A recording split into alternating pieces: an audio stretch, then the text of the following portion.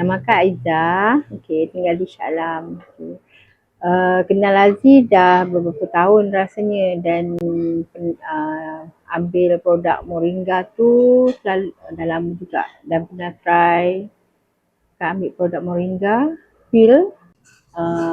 Dah bertahun dah ada kencing manis sebab dulu rajin minum kok. Itulah dia akibat dia.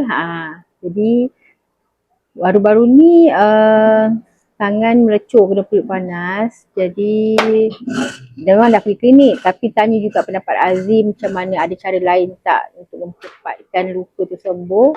Dia Aziz sarankan untuk ambil kapsul Moringa 5 biji pagi dan 5 biji petang.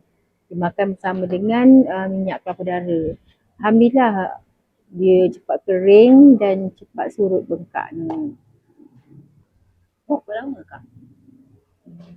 Lepas makan 5 biji kapsul? Lebih kurang dalam 2 hari itulah dia dah start kering. Kalau untuk hari berapa biji Akak makan kapsul Moringa? Setakat ni dalam 3 biji macam 3 biji sehari. Ubat hospital ada makan? Ubat hospital tu pagi lah, ubat hospital pagi maksudnya makan ubat hospital dulu dan selang 2 jam baru makan Moringa lah.